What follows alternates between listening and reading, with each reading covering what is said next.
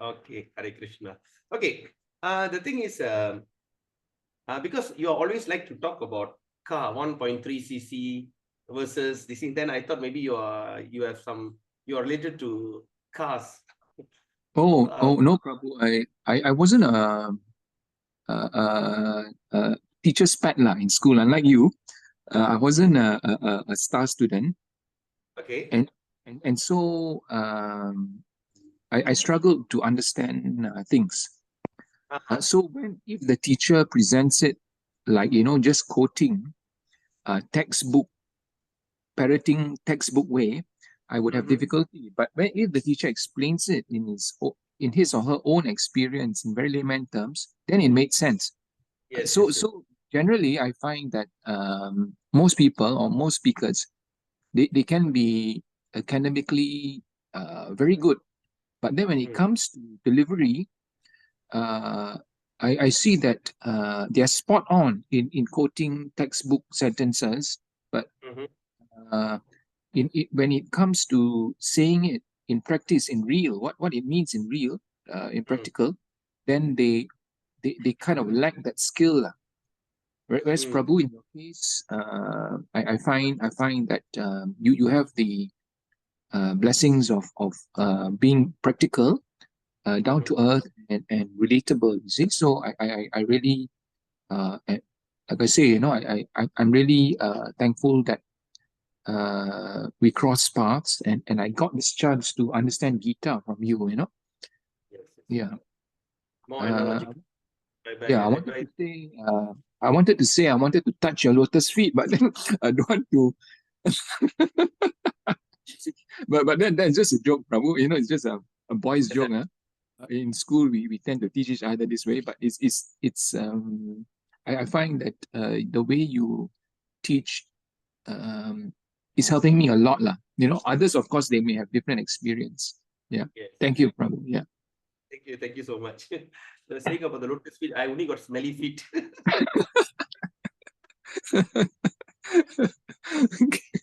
Okay, okay.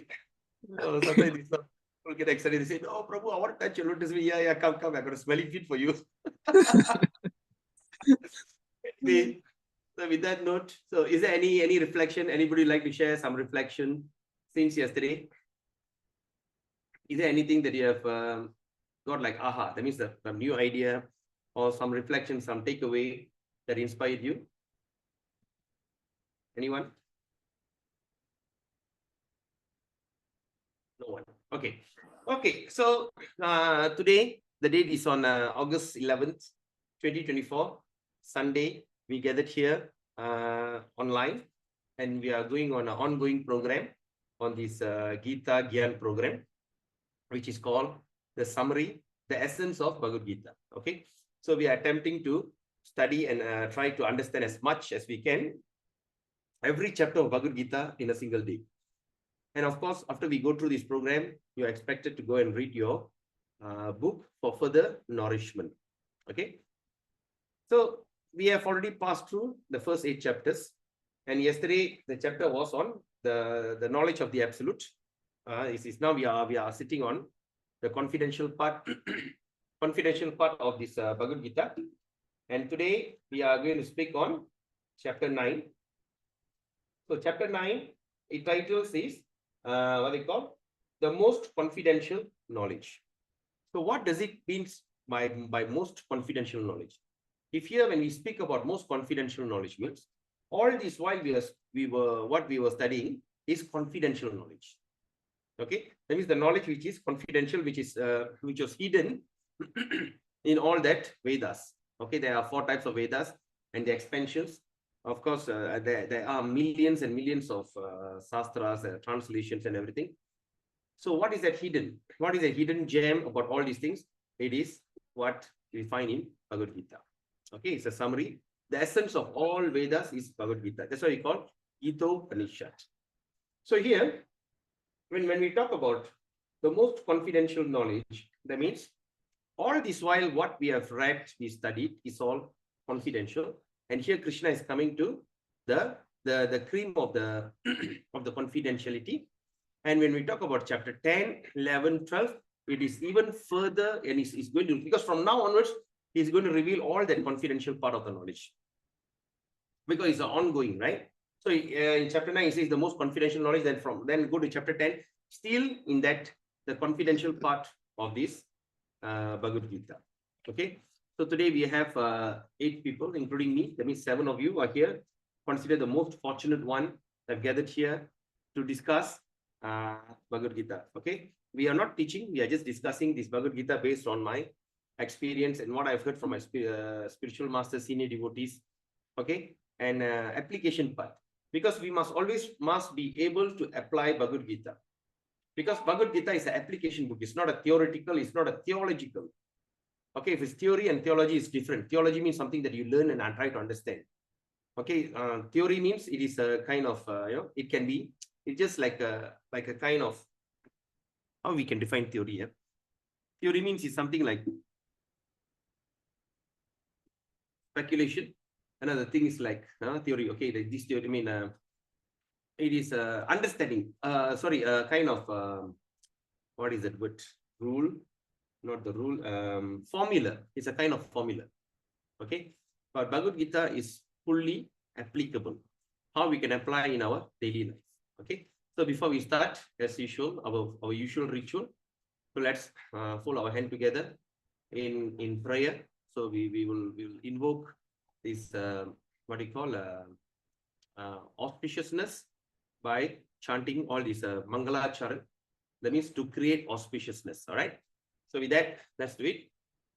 Om Ajnanatimirandasya Gyananjana Shalakaya Chakshurunmilitam Yena Tasmai Sri Guruve Namaha Sri Chaitanya Manobhistam Stapidam Yena Bhutale Swayam Rupa Karamayam Dadati Swapadantikam Vandeham Sri Guru Sri Uta Padakamalam Sri Gurun Vaishnavamscha Sri Rupam Sagarjadam Shahagana Raghunathan Vidam Tam Sajivam Satvaitam Savaduta Parijana Saitam Krishna Chaitanya Devam Sri Radha Krishna Padan Sahagana Lalita Shri Vishakan Vidamscha Hey Krishna Karuna Sindhu Dinabandho Jagatpate Gopesha Gopika Kanta Radha Kanta Namastute Tapta Kanchana Gaurangi Radhe Vrindavaneshwari Vrishabhanustude Devi Pranamami Hari Priye Namam Vishnu Padaya Krishna Prishtaya Bhutale Srimadi Jayapataka Swaminiti Namine Namacharya Padaya Nitai Kripa Pradayine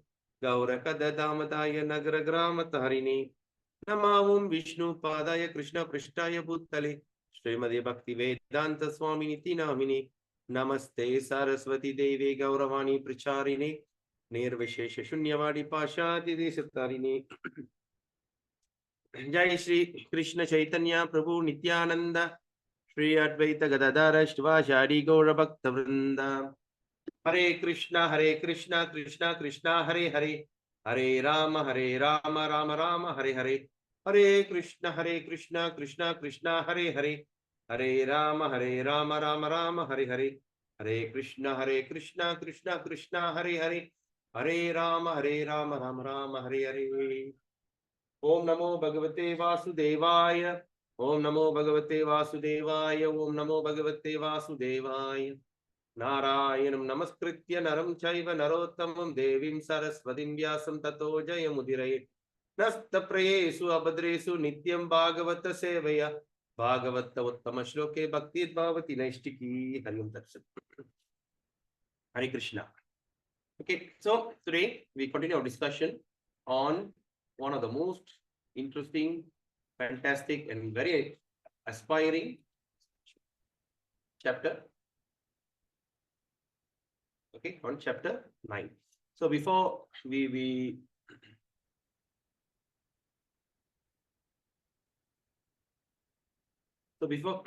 start this chapter, let's look at this the Mahatmya. Okay, the Mahatmya, because initially when we started, we did look into this verse. But now let's look into this verse after we are studying up to 8 chapters. So it says, Devaki Nandana Krishno, Gita Patina Tushyati, Yatana Vede Danena Yakna Tirtha Vrtadidi. What he says, the son of Devaki, the Supreme Personality of God, Sri Krishna, cannot be satisfied. So you cannot satisfy him by studies of the Vedas. I mean, by trying to study and scrutinizing all the Vedas, you do not please the Lord. Okay, study of the Vedas, by giving a lot of charity, by being very charitable, by performing sacrifice, big sacrifice, by going on a pilgrimage, or by taking vows.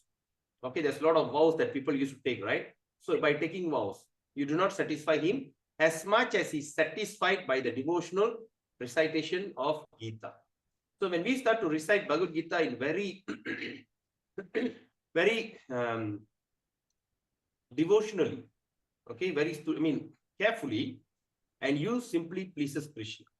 Okay, it's mentioned in Vaishnava Tantriya Sara, verse 22. Okay, let's take darshan from Sri Jagannath Baladev Batra. Jagannatha Swami, Nayana Patakami Bhavatumi. And this is a beautiful form of Sri Radha Krishna. This is the opulence, the ultimate goal of life. When we can start to revive our original constitutional position, all right, that is to surrender unto the lotus feet and to attain them to be in their personal associate. Okay, there are, when you look at after Viraja river, that means after the Viraja river, above all spiritual sky. In that spiritual sky, everything will look like a lotus flower. You know, like a lotus flower. In the middle is a hole, WHORL. And here there's a lot of petals, millions of petals. And each petal, there'll be what they call a place of this thing, each planet. Okay, is Vaikuntha Loka. They call spiritual sky. And in the middle is the hole. In that hole is the place where the original Supreme Personality of Godhead, who lives among with his pure devotees, and what is their full-time duty is to celebrate. There'll be always a celebration in Goloka Vrindavan. Every day that we are singing, the wind sings Krishna, the leaves, the plants, the cows, the cowherd boys, the cowherd girls, okay, the gopis, everyone, just that all the pastimes is going eternally in that Goloka Vrindavan. And in that Goloka Vrindavan, it's not illuminated by the sun or the moon. Okay, there's no such thing, electricity, and there's no famine, and people do not go into hunger. There is no old age, disease. There's no birth, death, old age, and disease. Once we reach there, we will be eternally the same. Okay, we will be very young and youthful, and we will remain young and youthful for eternity. Because that's the nature. That's the nature. The nature of this spiritual body. That's because you have to give up this gross body. The original body, that's constitution, there's an original body in Goloka Vrindavan. Okay. So once you go to that original body, there is the body, the body is completely in Satchit Ananda Vigraha. Sat, eternal, Chit, full of knowledge. Ananta means very beautiful. Vigraha means form. So we will be in that form, and we will be enjoying every day. There's no such thing day, because time doesn't exist in Goloka Vrindavan. The sun doesn't rise nor set in Goloka Vrindavan, because the place is eternal. Okay, that's what we have understood in Bhagavad Gita earlier. Kala, time. The time will destroy everything. The time will make you get old. The time will destroy this body.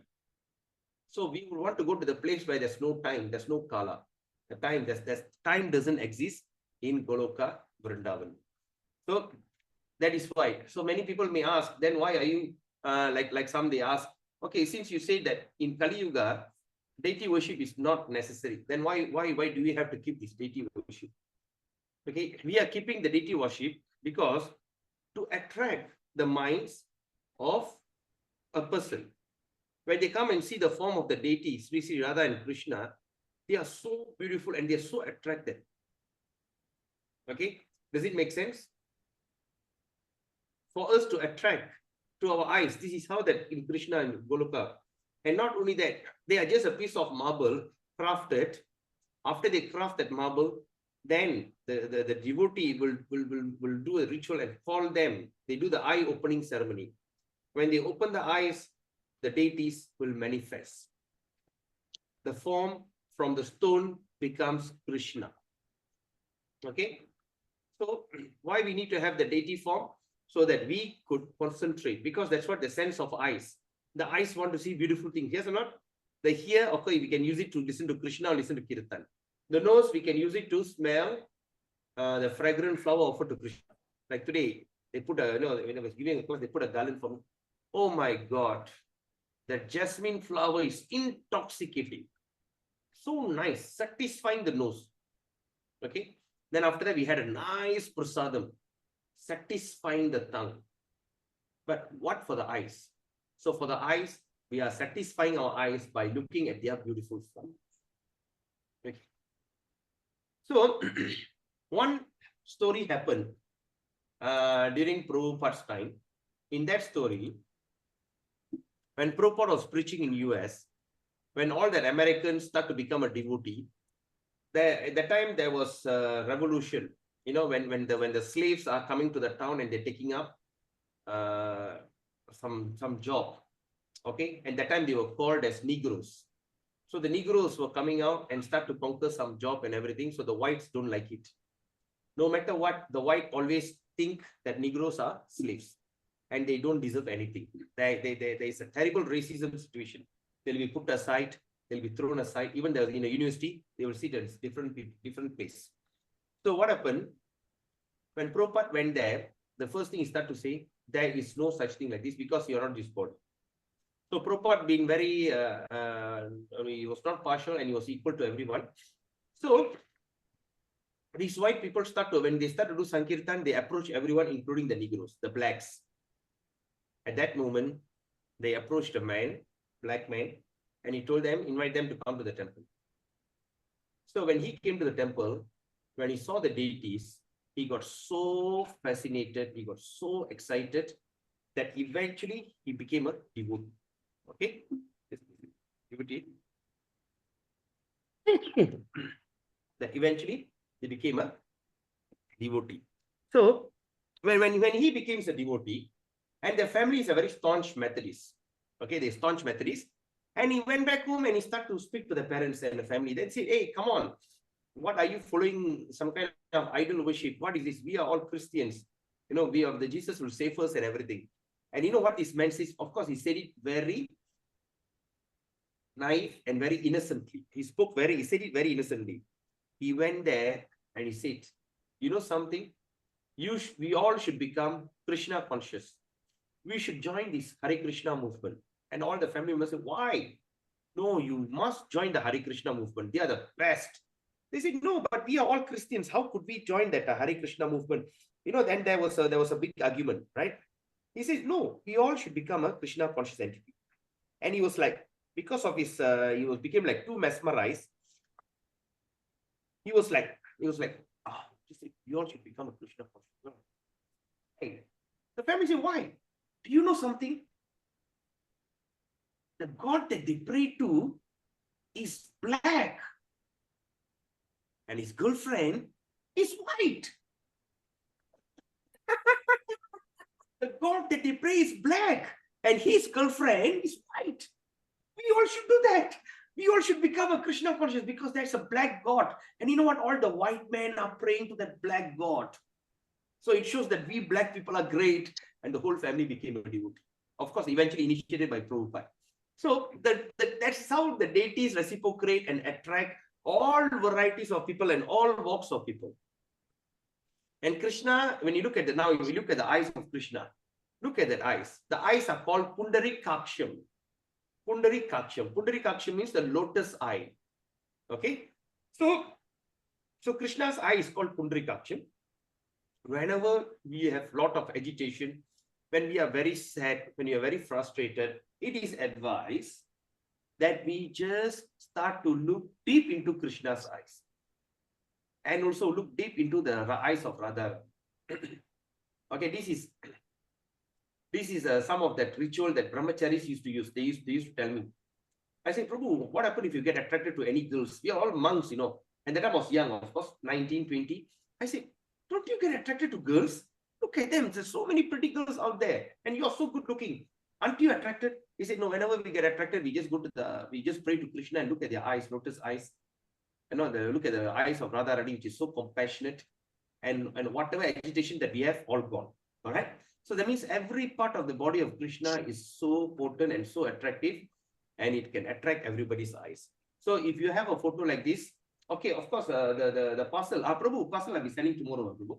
I've totally mentioned to you because the guy was closed, my shipper was closed. So I'm sending it on tomorrow, Monday.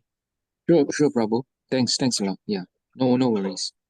So there's a small altar deity that I'll be sending. There's of course Damodara, but if not, if you have this kind of photos, okay, you just can keep it in your altar, or you can go to the Google. You can go to the Google and you can download a photo or something like that, and you can just put it on your computer, and you just look at them and start chanting Hare Krishna, because that's the ultimate goal that we're going to achieve. So how are we going to do? Like this. So how we chant Hare Krishna? By looking at the deity form, it's like this. Okay, can you see my design, right? When you chant Hare Krishna, look at the lotus feet. They are lotus feet, so beautiful. When you chant Hare Krishna, look at the lotus feet. Krishna, Krishna, Hare Hare, look at the hip. Tribhanga, that means Krishna always bend. Look at the hip. Okay, Hare Krishna, the lotus feet. Okay, let me mark it. So I don't know whether you can see this one.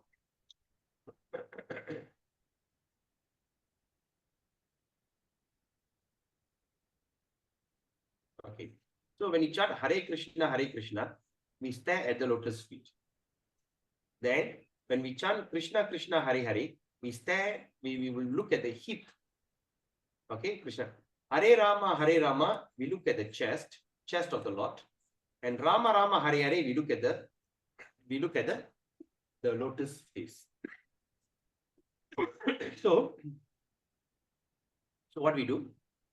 So when we start to chant Hare Krishna, Krishna Krishna, Hare Hare, Hare Rama, Rama Rama, Hare Hare. Again, Hare Krishna, Krishna Krishna, Hare Hare, Hare Rama, Rama Rama, Hare Hare. So by going down and up, you are just chanting every mantra, looking at every part of it. Of course, there's an explanation to it. It's going to be a long explanation. So when we have the chance, we will also discuss that. So that is how we concentrate in every part of the body of Krishna. Okay. So I hope you learned something new today. Yes, thank you. So let's move on. So let's okay. Let's chant this prayer. So whenever we start to, okay, let's everybody go together. We do it. Nama Om Vishnu Padaya Krishna Prashtaya Bhutale Krishna Prashtaya Bhutale Srimate Bhakti Vedanta Swamin Iti Nam.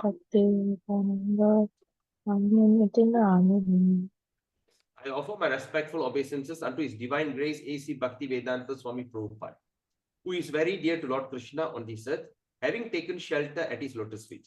Everybody, kindly take a photo of this screen. So whenever you're going to chant, that's the prayers you're going to do. How you're going to do is like this. First thing is, when you go to, before you start chanting, you say this one time. Okay, this mantra we say it one time.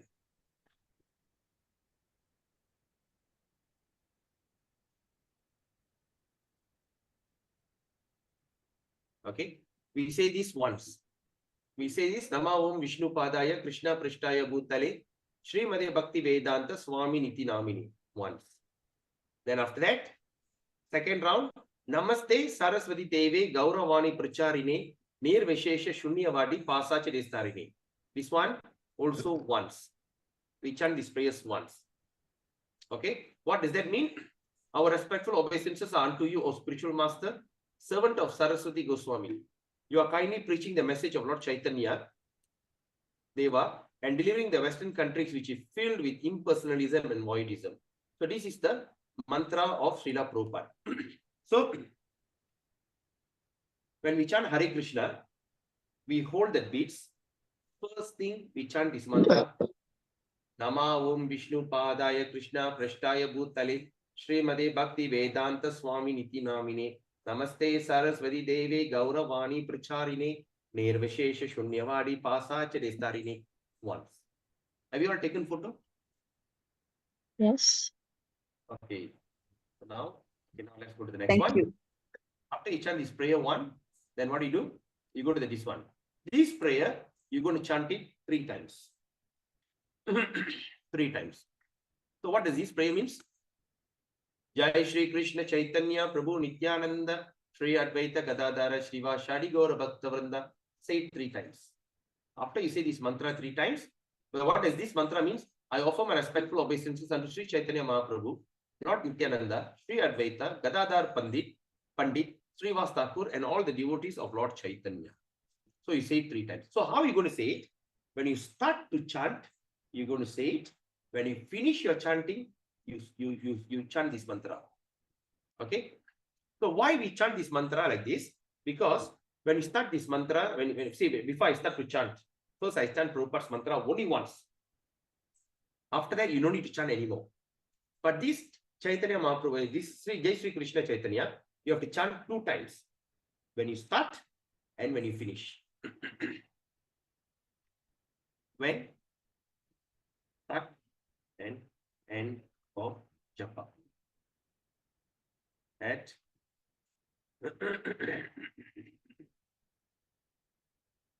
every round. Start and end of japa at every round. So you're going to chant this mantra before you start your japa and when you end the japa. Okay, when you're going to chant 108, right? Before you start, you chant this 3 times. When you finish, you chant 3 times. Then the second round you go, you just continue. Then when the time you finish, only the first time when you chant Jai Sri Krishna 3 times, then you finish. Then you chant Jai Sri Krishna, then you go to the next round, round 2, then you just continue, finish, you just chant Jai Sri Krishna 3 times. So far, so good. You all understand? You got it? Sorry, Prabhu, I didn't get it, Prabhu. Can you please repeat? That means, just give me a second. I'll try to get my.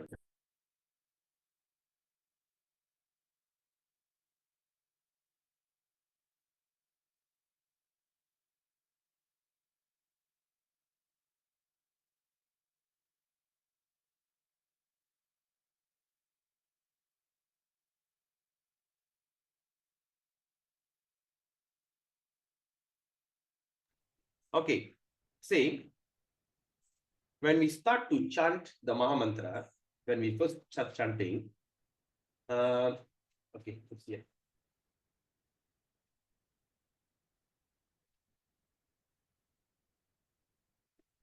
Okay. So, where is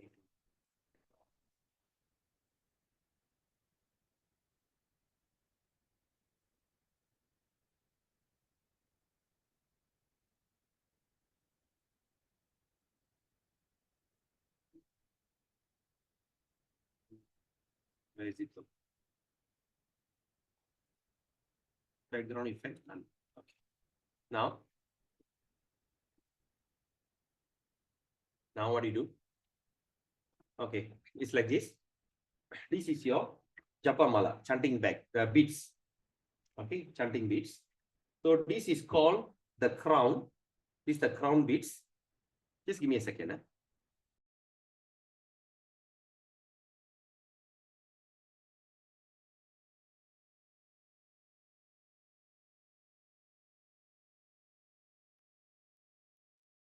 So now, when you look at this is the crown. This is the crown. This, and when you look here, this is the big beads. The beads is big, and this is the small beads. Okay, big and small. So this crown bead we do not touch. When we start chanting, we hold from the big one. We hold the big beads. We start from the big beads, and we end in small beads. So far, so good. Yes, Prabhu. Okay. So once you start from the big, you come and go to the small one, you are done. Round 1. After that, what you need to do, you need to turn back. You start from the small beats now. You start from the small beats and you start to chant from the small to the big. Okay, so you must do you. You shouldn't like, after you finish the small one, finish the small, you cross over. You don't cross over. From here, you don't cross over. Okay, you just do here, then finish. You come this way, you finish here. You start here, you finish. That means you go on U shape. Okay, that's number one. So that means whenever you start chanting, say now I'm chanting for the first time. Okay, my day in the morning, I'm going to chant. So I'm holding the beats here.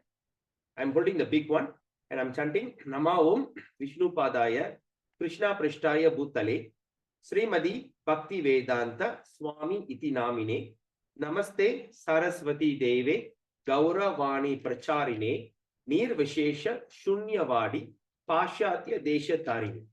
Only once. Guru Mantra. After that, Jai Shri Krishna Chaitanya. While still, I'm still holding it. Jai Shri Krishna Chaitanya Prabhu Nityananda Shri Advaita Gadadhara Shivashari Gaura Bhakta Vranda. Again, Jai Shri Krishna Chaitanya Prabhu Nityananda Shri Advaita Gadadhara Shivashari Gaura Bhakta Vranda. Again, Jai Shri Krishna Chaitanya Prabhu Nityananda Shri Advaita Gadadhara Shivashari Gaura Bhakta Vranda. After saying it 3 times, then I'm going to start chant Hare Krishna starting from the big one. So I hold one beats here. I'm chanting Hare Krishna, Krishna Krishna, Hare Hare, Hare Ram, Ram Ram, Hare Hare. Now I go to the second one. Hare Krishna, Krishna Krishna, Hare Hare, Hare Ram, Ram Ram, Hare Hare. I go to the third one.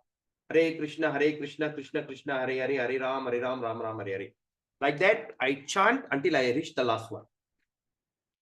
That means end of round 1. Now, what I do, I just turn the beats again. Then I hold the small beats and I'm chanting Jai Shri Krishna Chaitanya Prabhu Nityananda Shri Advaita Gadadhara Shivashari Gaura Bhakta 3 times. After you say 3 times, then you just continue chanting Hare Krishna, Hare Hare. So once you end here, then from the small you come to the big one. You already end. Then you just turn. Now you start from the big one again. Then again you chant Jai Shri Krishna Chaitanya 3 times. Then you chant Hare Krishna. So you chant on the U shape. U. So whenever you start a new round, chant the Jai Shri Krishna 3 times. So far so good. You all understand, Prabhu? Chong Prabhu? I mean, what they call CS Prabhu? Yes. Thanks. Okay. Thanks. All right, you got it. Okay. So the beats that I've sent you, of course, is called neem beats. This is Tulasi, but that is neem beats. You have one big and the small. So always start from the big one. Don't touch the card. You see? And this finger, of course, we don't touch this finger, the beats. So that's why when the beat bags that we give you, okay, there'll be a hole there, hole in the middle. So and there's a big hole at the back. Enter your bag into the big hole. And this finger comes out from the small hole. This hole, then the entire beats will be holding inside.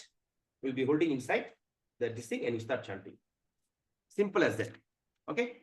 Yes, Prabhu, the last round, do we need to chant the Panchatattva 3 times or no need?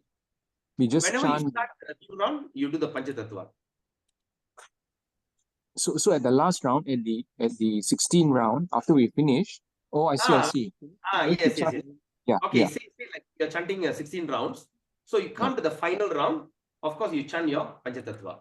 Then you end your session. So I chant Panchatattva. Then also, do I need to chant the Namo Om Vishnu Padaya? Only once. Okay. Only once. Okay. Vishnu Padaya is only when you start to chant the Hare Krishna mantra. Okay. Okay, Prabhu. Prabhu. We might have made any mistakes while we are chanting. We might be inattentive. We might be like we are not concentrating and we are can get distracted or something like that. It's all offense in chanting. So when we chant this mantra, Jai Shri Krishna, consider all the offense are cleared. That's why we chant this mantra. And not only that, just by chanting this mantra, Jai Shri Krishna only, you are blessed. It's like just it removes all obstacle in chanting Hare Krishna. Okay. Okay. Thank you, Prabhu. So then you chant this Hare Krishna mantra 108 times, 16 rounds. Okay. Now, so today we dedicate this program to Divine Grace A.C. Bhakti Vedanta Swami Prabhupada, founder Acharya of the International Society for Krishna Consciousness. And also we dedicate this program to His Grace Anadi Jagannath Prabhu, my dear God brother from Bengaluru, ISKCON Shishari Prabhu, who created this program. And this program is inspired by His Holiness Jayapataka Swami. And because he always wanted us to go to the outreach program, we go to every town and village, every home. We must go to every home and to inspire them with this subject. Okay, now this is the most interesting part. Let's look at today's Gita Mahatmya. Okay, what today's Gita Mahatmya says? Gitaya Pushtakam Suddham. Gita, sorry, why the mantra is running? Gitaya Pustakam Suddham Yorpatyatva Yor Payatyeva Sadarat Vidina Bhakti Bhavena Tasya Bharya Priya Bhavet Yasa Saubhakyam Arokyam Lapnate Natra Sangsaya Dayitanam Priyo Bhutva Paramam Sukam Ashnuti. All the Indians speak Tamil. Do you understand what does it means by Saubhakyam Arokyam? You got that idea? You know, Saubhakyam means auspiciousness, Arokyam means good health. So Gitaya Pustakam Suddham Yor Patyatva Sada Yor Payatyeva Sadarat Vidina Bhakti Bhavena Tasya Bharya Priya Bhavet Yasa Saubhakyam Arokyam Labate Natra Sansayaha Dayitanam Priyo Bhutva Paramam Sukam Ashnuti. Somebody's background, please mute. So it says, one who, with respect and devotion, and according to the scriptural regulation, makes a gift of this. Okay, now let me get this one first. This is very important. Okay. Now, one who, with respect and devotion, and according to scriptural regulation, makes a gift of this holy book, the Gita. Such a person will have a devoted wife and without a doubt will attain fame, fortune, good health. Furthermore, he becomes extremely beloved by those near and dear to him and enjoys great happiness. That is what you all want to do, right? And how much money do you spend to do this? Okay, how much money do you need to spend? You know, when you want to do this kind of ritual and everything. But this Mahatmya is so unique. It says very nicely. It says that when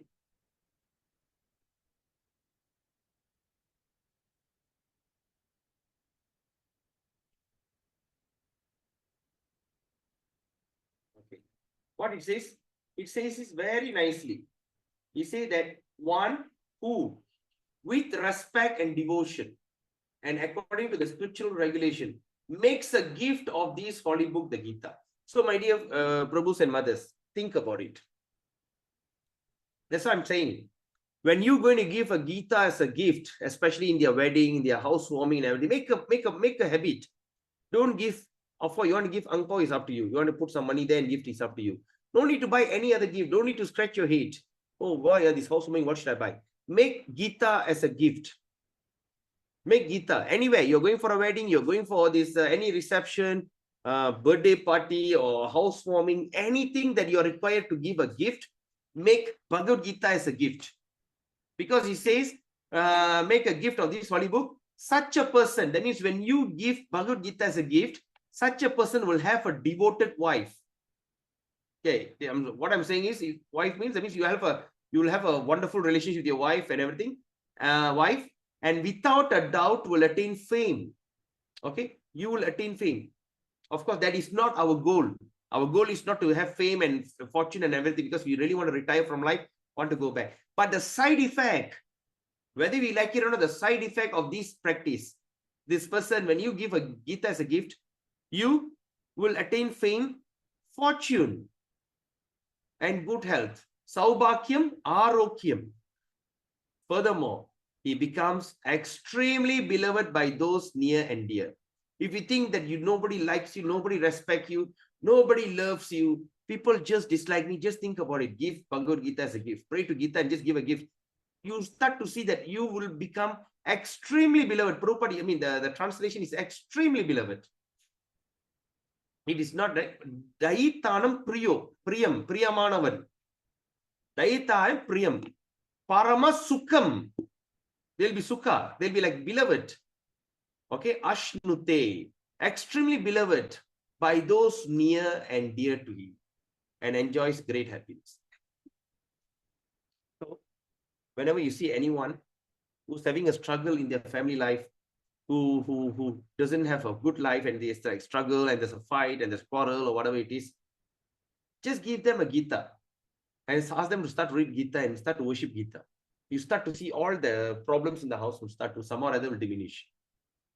When you do that, even your life will start to change. Okay. So today I'm so grateful to this Mataji Kiran Suri. What they call Anjana. I mean, what they call, what's the name? What's your sister's name, Kiran? What a name. So Regina Mataji. Rajina. Okay. So Rajina Mataji came. She got 2 sets of this Bhagavad Gita because she wanted to give to her students. She's a teacher, and she wanted to give 2 sets because she came for the Sunday program, and she bought 2 books just to give to her to the students. As a teacher, she's taking that effort. So just think about it. It is our commitment. If you want to change our community, we want to have community which is so loving and so nice and so healthy community. Make a gift of Bhagavad Gita today.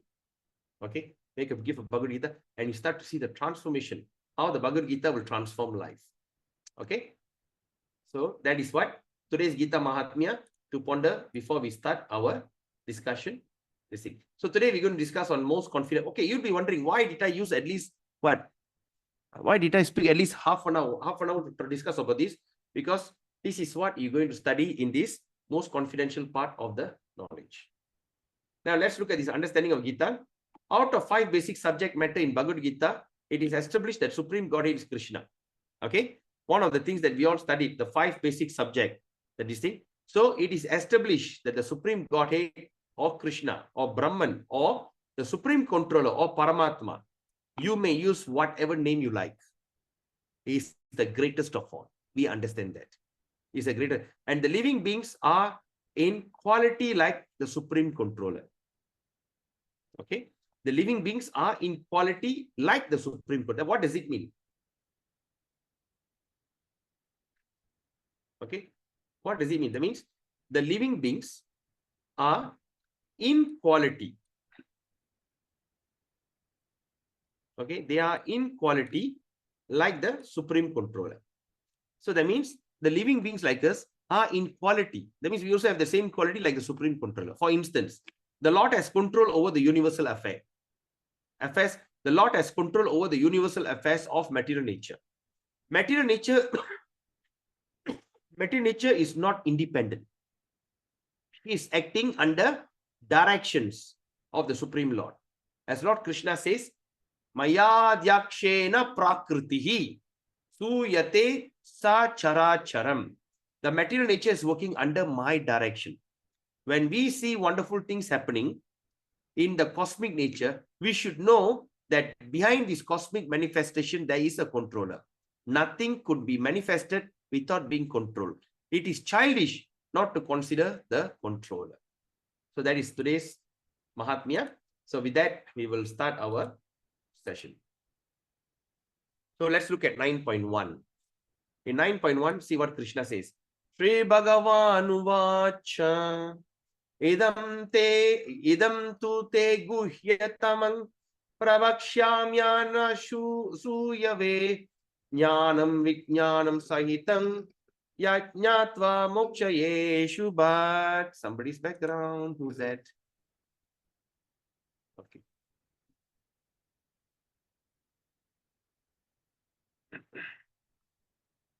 Okay. So, Sri Bhagavan Vacha idam te guhya tamang pravakshyami anasuyave jnanam vinyanam sahitam yajnatva moksha se shubhat.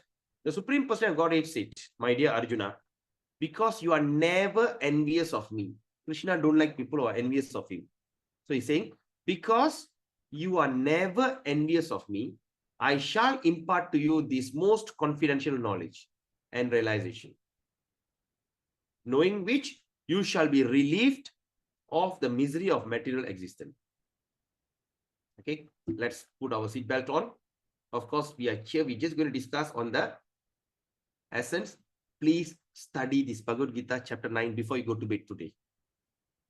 You will be very nourished and you'll be very encouraged. So the Supreme Person God says, my dear Arjuna, because you are never envious of me, I shall impart. What does it mean impart? Why Krishna didn't he say the word, I shall introduce you, I shall teach you? He used the word impart. That means I'm impart to you this most because why he used the word impart? Because Arjuna have already become the disciple of Krishna. So Krishna say, I'm imparting the knowledge to you. This most confidential knowledge. Not only that, and realization. What is the point having so much of confidential knowledge, but you don't know how to apply? So he say, and realization, knowing which you shall be relieved of the misery of material existence. So in this chapter 9, it's an opportunity for you that you're going to get relieved from this material existence, the miseries I'm talking about. 9.2, Rajavitya Rajaguhyam Pavitram idam uttamam Pratyakshaavagamam dharmyam Susukam kartum avyayam. Rajavitya. Rajavitya means knowledge, king of knowledge. Rajaguyam, the king of education. Pavitram. Pavitram means pure. All right. Idam uttamam, which is also this thing. Okay, purest.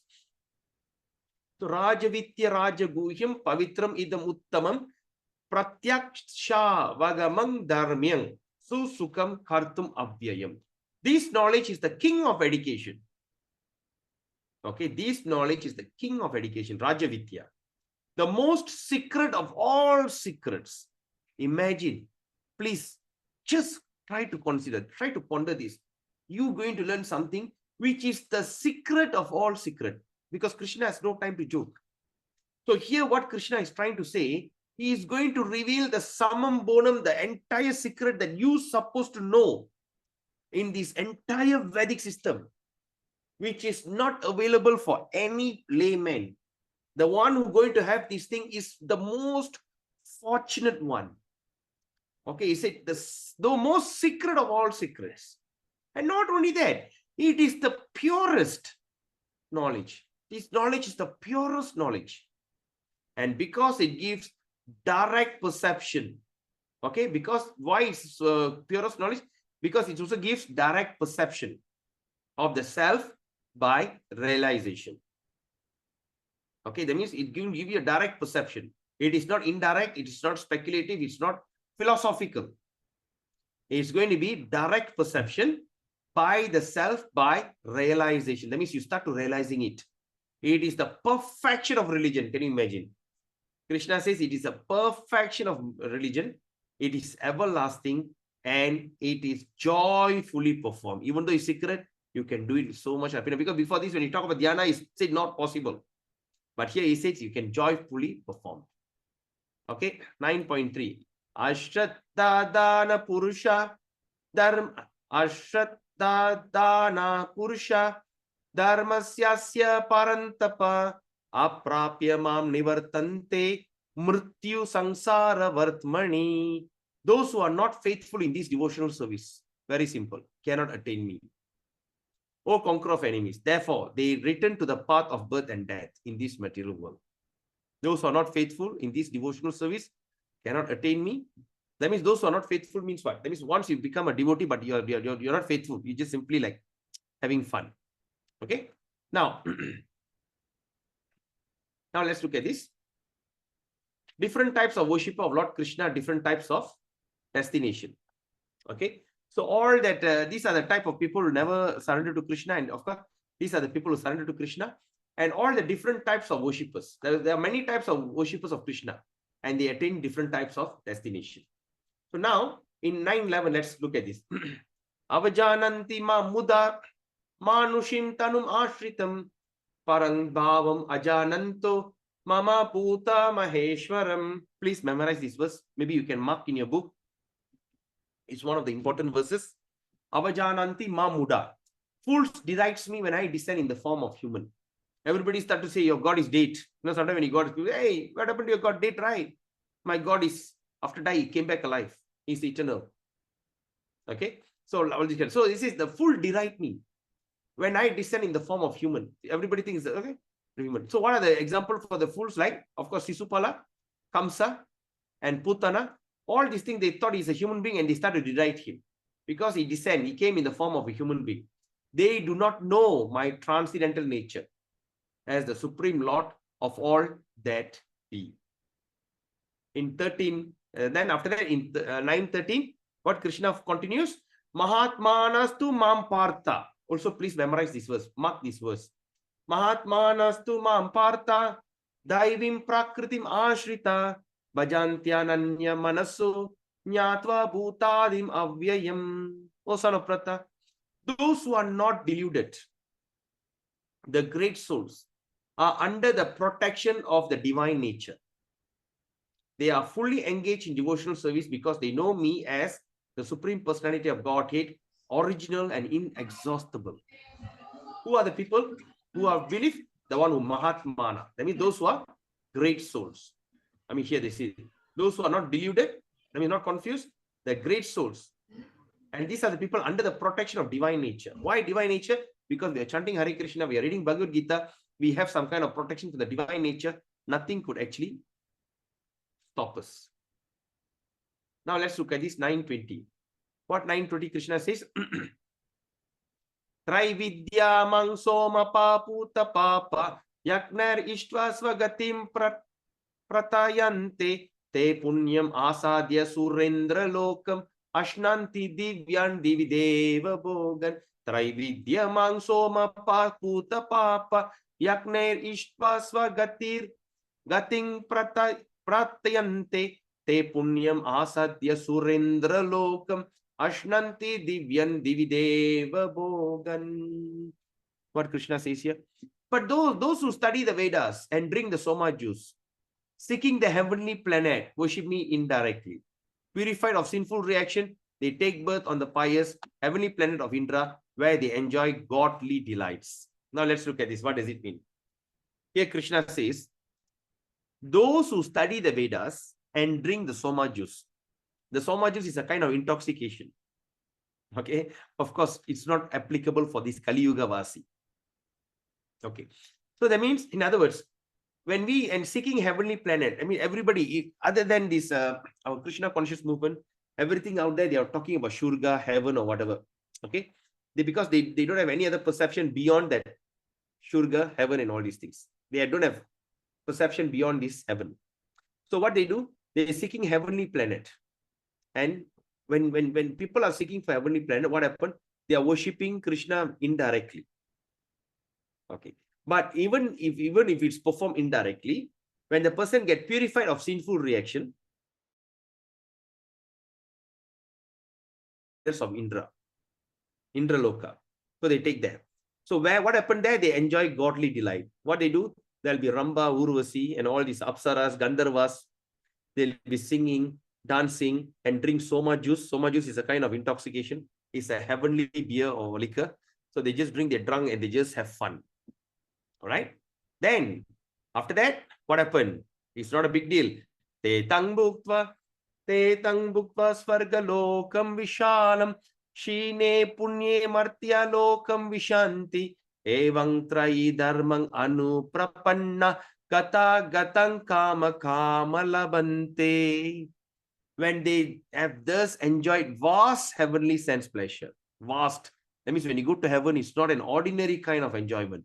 Vast heavenly sense pleasure. Enjoy maximum. And the result of their pious activities are exhausted. So the result of the pious activity that we do, punyam, everything become exhausted. Finish. So then what happened? They return to the mortal world again. They come back to this planet. Thus those who seek sense enjoyment by adhering to the principle of the three Vedas achieve only repeated birth and death. Now let's look at this. But those who seek sense enjoyment by adhering to the principle of the three Vedas. What is the three Vedas? Sama, Yajur, Adharva. Those who look at the thing and they say, now you do this, you get this. Now you do this, you get that. You know where you'll end up? You will end up achieve only repeated birth and death. You only come to the situation where you die again, born again, die again, born again. Because all these are materially motivated. Isn't that a confidential? Have you ever thought the Vedic literature actually encourage you to go into this kind of sense gratification? Have you imagined that Krishna says, if you're going to follow all the rules and regulation in this, all these flowery words of Vedas, you're going to have repeated birth and death. Can you imagine? Everybody thinks when I start to take a Veda and I start to read, I'll get liberated. But the first confidential knowledge that we can consider here, Krishna says, if you're going to read all these three and going to get attracted to all these things, you do this kind of pious, seek enjoyment, adhering to the principle of the three Vedas, like fasting on certain days, do this kind of certain prayer. There's a lot of rules and regulation. When you're going to do this, where are you going to end up? Repeated birth and death. That's why in Srimad Bhagavatam, yesterday I think I shared the verse with you. Dharma projita kaitavatra paramo nirma sharanam satam. Vedyam vastavam astra vastu shivadam tapatriyon moolanam. So what the verse starts is Dharma projita kaitava. Dharma means religious. Projita kaitava. Kaitava dharma. Kaitava dharma means the religious process which is materially motivated. Is cheating. So we have to discard. So Krishna says, so if you're going to do this, you're going to go to heaven, you're going to have fun, you're going to come back and you're going to suffer. You're just going to go on, born and die. Okay, let's see then what happens. Now, 22.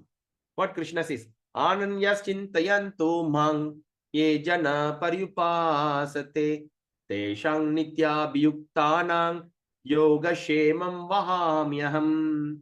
But those who worship me, please remember this verse 22.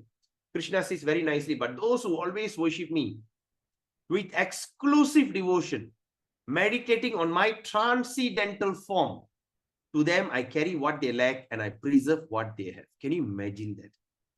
Those who always worship me in the exclusive devotion. So what is that exclusive devotion means? Is it something that you need to make an altar from gold? You have to buy the latest paraphernalia. You have to use the best incense. You have to use the best key and all this. What does it mean by exclusive devotion?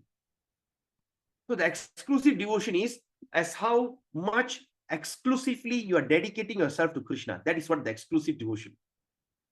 We cannot generalize. Krishna is not asking you to do all these kind of things. He said, when you worship me with exclusive devotion, that means you have some kind of love for Krishna. You have some kind of real attraction for Krishna. In that exclusive feeling, from your own definition. Okay. In my life, exclusive life for me, maybe to have, example, maybe if I have a car, okay, which is 1.5 cc is exclusive for me.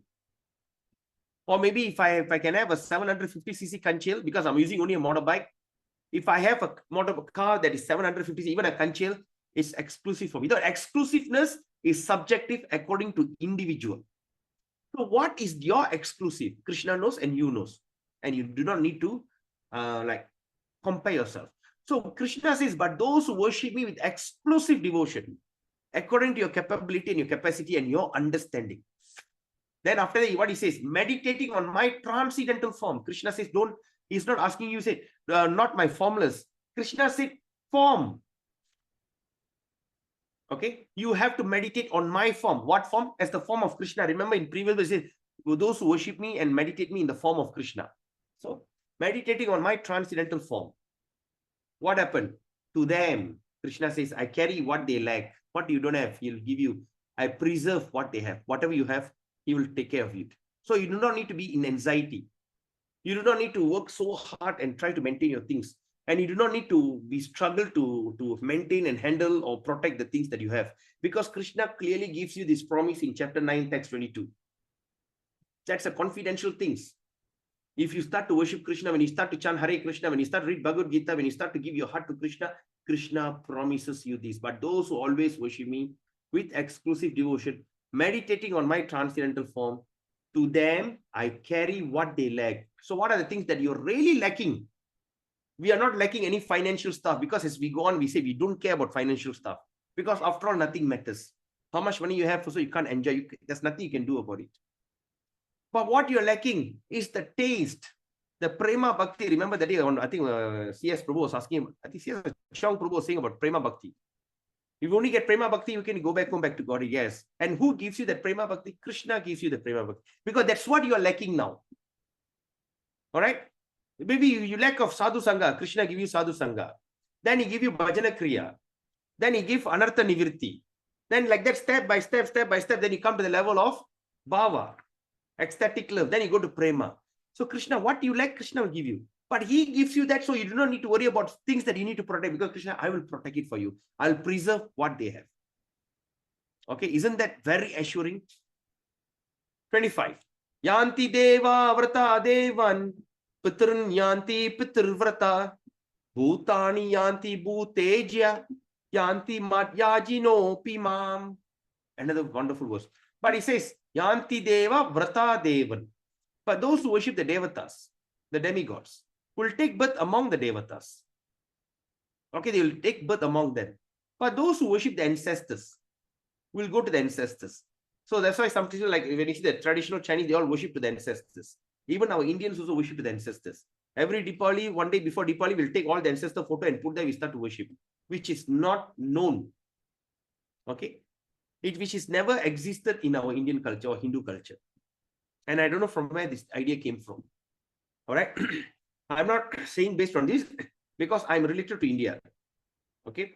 My grandfather, my both grandfathers are from India. My maternal uncle, my mother's brothers are all in India. My father's cousins, everybody's in India. So only a few, I mean, I just have only a quarter of my relations. We are all living in Malaysia, but 3/4 is in India. So when they come to Malaysia or for Deepavali and all this, they're wondering, what are you doing? I said, no, we are ancestors. Got such thing. In India, never heard of. But in Malaysia, of course, with integration, sometimes the Chinese will have that ancestor prayers before the Chinese New Year. Then after that, makan besar. So we just follow that and we are doing. Is that good? Think for yourself. If you worship the ancestors, you go to the place where the ancestor lives, Pitur Loka. So if your ancestors is in a bad situation, just think about it. And those who worship ghosts and spirits, think about it. Like people who go to the jungle and start to do this ghosts and spirit. For what? Just to strike some mapu. Get some numbers. Have you tried that before? I have seen it. I've been a very curious person. I joined Hare Krishna when I was 15. And after that, I'm very curious. So one day when I was 22, 23, before I got married. So what happened? A friend of mine told, there's a Bomo in Trono, in Pera, there's a place called Trono. He said, let's go there. Ah, really? So what are you going to do? Just go and try. I said, okay, I'm so curious. At night, we went. So when we went there, there's one thing that Bomo asked. Okay, he asked for a trident. The trident, the three shape, 1, 2, 3, the trident. He said, go to a temple, steal a trident. I didn't know that. So we all went. Suddenly stop in one place. There's a trident in front of a temple by the roadside. Sometimes roadside temple you can see a trident. These guys went and pulling the trident. I got a shock of my life. I said, what are you doing? I said, just keep it. They took the trident and they wrap it in yellow cloth. They put it inside and they drive to, and we went to deep forest, deep jungle, deep estate. And when there, we saw one Bomo Malay guy sitting there. And I got a shock of my life. I've never seen such a thing in my life. He was sitting in all black attire and everything. At that time, the time should be at least 2 or 3 o'clock in the morning. After midnight, 12, 1 o'clock in the morning. Then he said, then the guy who followed me says, Tolong, I just want to have some big mapu, 6 digit. Can you help me? I said, okay. I said, there's a lot of Kemenyan, like they call the Benjamin, and the smoke is coming. He took the trident and put on the thing, and he said, give me a paper. And that time I was doing insurance, so I had my insurance letterhead. I took the paper and gave it to him. He put the thing on it, and he zoop, right in front of my, the 6-digit number came out. Can you imagine? Have anyone of you experienced that? 6-digit number suddenly appeared. I said, wow. And they said, now you're going to take this number. Sure strike, but don't be greedy. Try 1 ringgit or something like that. You know what? So all the flows went there, and we also then when I put back the trident in one place, the same place we took, then came back. I couldn't sleep at night. Then I was thinking, I started to reflect.